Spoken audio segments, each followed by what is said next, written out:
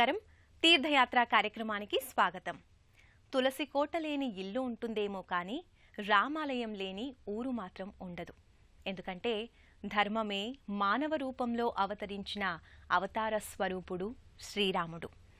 ధర్మో రక్షతి రక్షితః అంటారు. ధర్మాన్ని మనం రక్షిస్తే ధర్మం మనల్ని రక్షిస్తుందనే వేదవాక్కుకి సాకార రూపం రాముడు.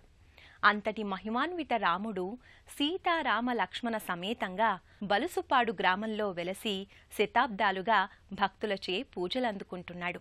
కొలిచిన భక్తుల కొంగు బంగారంగా విరాజిల్లుతున్నాడు. నేటి తీర్థయాత్ర కార్యక్రమంలో భాగంగా సీతారామస్వామి ఆలయాన్ని దర్శించి తరిద్దాం.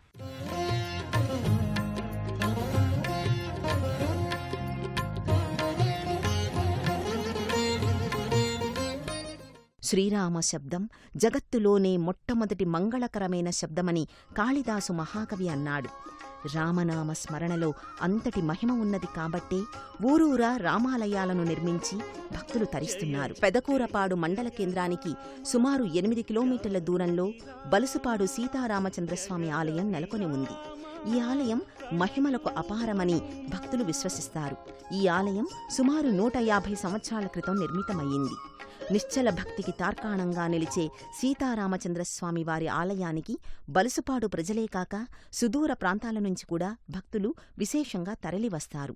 సీతారామచంద్రస్వామి వారిని పూజించిన భక్తులు ఆధ్యాత్మికానంద పారవస్యంతో తన్మయభరితులవుతారు.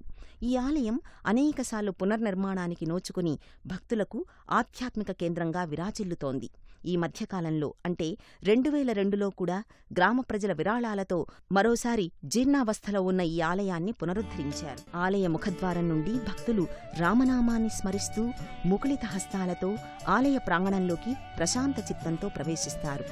ముఖద్వారానికి పైభాగాన సీతారామచంద్రస్వామివారి శిల్పకళాకృతులు శోభస్కరంగా దృశ్యమానమవుతాయి. ముఖద్వారానికి ఒకవైపున కళ్యాణ మండపం గోచరిస్తుంది. స్వామివారి కళ్యాణ మహోత్సవం సందర్భంలో ఈ మండపాన్ని ఉపయోగిస్తారు. భక్తి శ్రద్ధలతో ఆలయంలోకి చేరుకున్న భక్తులు నిర్మల మనసుతో ప్రదక్షిణలు చేసి శ్రీ సీతారామస్వామి దర్శనానికి ఉద్యుక్తులవుతారు. ప్రధాన ఆలయ ముఖమండపంలోకి చేరుకున్న భక్తులు ఆపదామపహర్తారం దాతారం సర్వసంపదాం లోకాభిరామం శ్రీరామం భూయో భూయో నమామ్యహం అని సీతారామచంద్రస్వామిని స్తుతిస్తూ గర్భాలయ సన్నిధికి చేరుకుంటారు.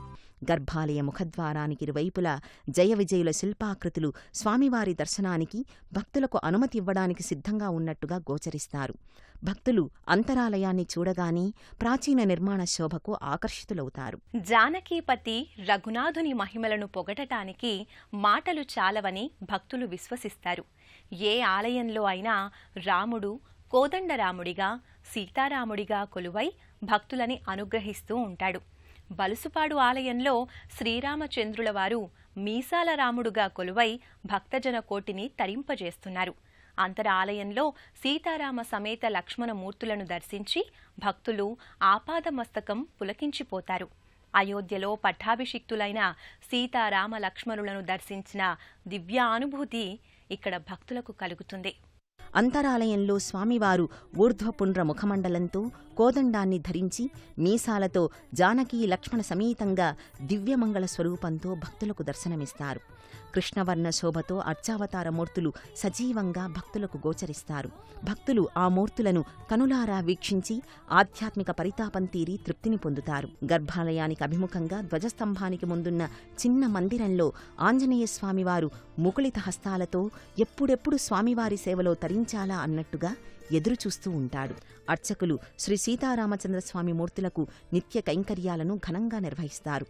దర్శనాభిలాషతో వాంఛాఫల సిద్ధి కోసం స్వామి సన్నిధికి చేరుకున్న భక్తులు శ్రీరామ రామ రామేతి రమే రామే మనోరమే సహస్రనామ తత్తుల్యం రామనామ వరాననే ఈ శ్లోకాన్ని 3 సార్లు స్మరించినా విష్ణు సహస్రనామ పారాయణంతో సమానమని భావిస్తూ భక్తులు స్వామివారిని స్తుతిస్తారు. సామాన్య భక్తులు జగదభిరామ శ్రీరామ పాహి పాహి అంటూ స్వామివారికి కైమోడ్పులు అర్పించి నివేదించుకుంటారు. రామో విగ్రహవాన్ ధర్మః సాధుః సత్యపరాక్రమః అన్నట్టు సీతారామచంద్రస్వామి ధర్మస్వరూపంతో భక్తులకు దర్శనమిస్తారు. రాఘవో లోకరంజకః రాముడు తన సాధువర్తనంతో లోకాన్ని రంజింపచేశాడు. రాముణ్ణి ఆరాధించిన భక్తులు కూడా సాధువర్తనంతో వర్ధిల్లుతూ సకల శుభాలు పొందుతారని భక్తుల విశ్వాసం. అందుకే స్వామి ఆరాధనకు నిత్యం భక్తులు విశేషంగా తరలివస్తుంటారు. అర్చకులు నిత్య ధూప దీప హారతులతో స్వామివారిని అర్చించి వారు తరిస్తూ దర్శనానికి వచ్చిన భక్తులను కూడా తరింపచేస్తుంటారు. పార్వతీనందనుడు, మూషిక వాహనుడు, మోదక ప్రియుడు అయిన విఘ్నేశ్వరుడు భక్తుల తొలి పూజలందుకునే దైవం. ఏ పని ప్రారంభించినా ముందుగా లంబోదరుడి కరుణా కటాక్షాలు పొందితే ఎంతటి విఘ్నాలు దరిచేరవని శాస్త్ర ప్రమాణం. అందుకే ఏ శుభకార్యంలో అయినా తప్పనిసరిగా సూర్యకోటి సమప్రభలతో విరాజిల్లే వక్రతుండుని ఆరాధించి స్వామి అనుగ్రహానికి పాత్రులవుతారు. బలుసుపాడులో సీతారామస్వామి వారిని దర్శించుకున్న భక్తులు ఇదే ఆలయానికి సమీపంలో కొలువైన విఘ్నేశ్వరుడి దివ్యరూపాన్ని దర్శించుకుంటారు. మన పూజా సంప్రదాయంలో తొలి పూజలందుకునే దైవం విఘ్నేశ్వరుడు. దాదాపు అన్ని దైవ కార్యక్రమాల్లోనూ ముందుగా గణపతిని ఆరాధిస్తాం. వక్రతుండుణ్ణి పూజించడం వల్ల సకల విఘ్నాలు తొలగిపోయి శుభాలు ప్రాప్తిస్తాయి. అంతటి మహిమాన్వితమైన ఓంకార స్వరూపుడు బలుసుపాడులో సీతారామస్వామి ఆలయానికి సమీపంలోనే కొలువై భక్తులను అనుగ్రహిస్తున్నాడు. ఈ ఆలయ మహిమ అపారమని భక్తులు విశ్వసిస్తారు. గర్భాలయంలో గణపతి మకర తోరణం ముందు కృష్ణవర్ణమూర్తిగా కవచాలంకృత శోభతో భక్తులకు దర్శనమిస్తాడు. స్వామికి అభిముఖంగా మూషిక వాహనం కొలువుతీరి ఉంటుంది. ఈ గణపతిని దర్శించుకోవడానికి వెళ్లిన భక్తులు వక్రతుండ మహాకాయ సూర్యకోటి సమప్రభ నిర్విఘ్నం కురుమే దేవ సర్వకార్యేషు సర్వదా అంటూ స్తుతించి స్వామి అనుగ్రహం కోసం ఆత్మనివేదన చేసుకుంటారు. సింధూర ప్రియుడు, ప్రభాదివ్యకాయుడు, వజ్రదేహంతో విరాజిల్లే భక్త సులభుడు ఆంజనేయ స్వామి. ఆ స్వామి తన ప్రభు అయిన శ్రీరాముడి నామస్మరణ వినిపించిన ప్రతి చోట కొలువై ఉంటాడు. రాముడు తన భక్తులకు రక్షణ ఇస్తే అంజనీపుత్రుడు భక్తుల అభీష్టాలను తీరుస్తాడు. ఆ నేపథ్యంలోనే సీతారామస్వామి ఆలయానికి సమీపంలోనే ఆరుబయట శిలాఫలకంపై భక్త రక్షణార్థం సంసిద్ధుడైన మూర్తిగా ఆంజనేయస్వామి భక్తులకు దర్శనమిస్తాడు. రామా అని స్మరించినంత మాత్రాన ఇహపరలోకాలలో జీవుడు తరిస్తాడు. ఎందుకంటే అష్టాక్షరి ఓం నమో నారాయణలో రాశబ్దం, పంచాక్షరిలో ఓం నమశివాయలో మశబ్దం తీసుకోగా రామశబ్దం ఏర్పడింది. ఈ రెండు మంత్రాలలోని శక్తిని కలుపుకున్న శక్తి రామనామానికి ఉంది. అంతేకాదు శ్రీరామనామం త్రిమూర్త్యాత్మకమైనది.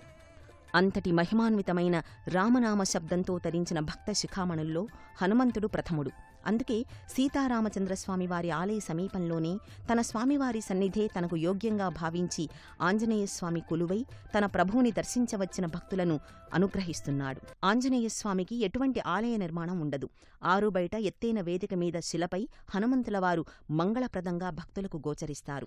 ఆ మూర్తికి ఎదురుగా వేలాడుతున్న కంచుగంటలు స్వామి ఉన్నాడంటూ నిత్యం వాయుతాకిడికి చిరుసవ్వడులు చేస్తుంటాయి. భక్తులు హనుమంతుణ్ణి దర్శించి శనిదోషాలను పరిహరించుకుంటారు. హనుమంతుణ్ణి ఆరాధించిన భక్తులు బుద్ధిబలం, ధైర్యం, వాక్నైపుణ్యాన్ని వరంగా పొంది తరిస్తుంటారు. వినయం వలన వ్యక్తిత్వం రాణిస్తుందనేదానికి హనుమంతుడే నిదర్శనం.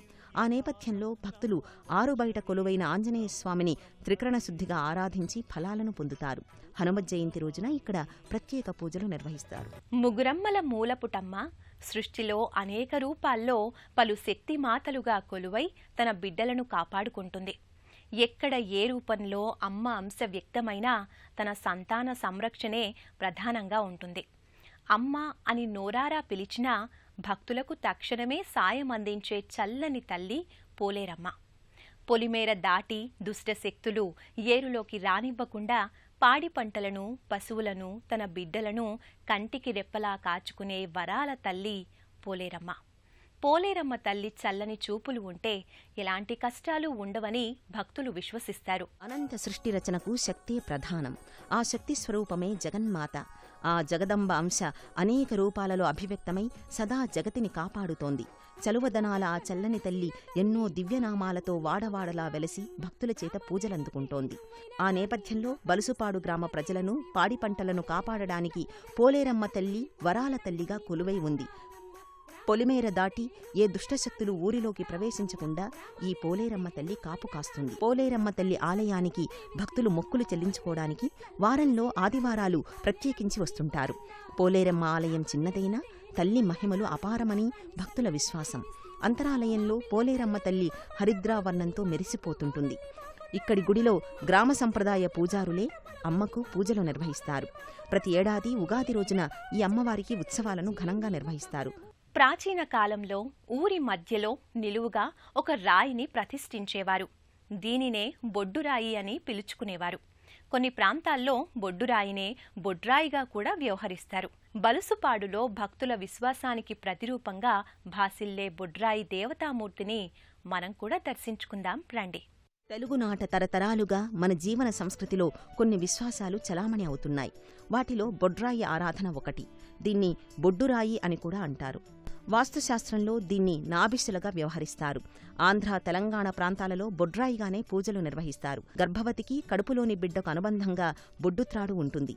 నాభి ప్రాణ సంకేతం. అదేవిధంగా నాభిశుల శంకుస్థాపన, గృహప్రవేశాల వేళల్లో నాభిశుల స్థాపన ప్రత్యేకంగా చేస్తారు.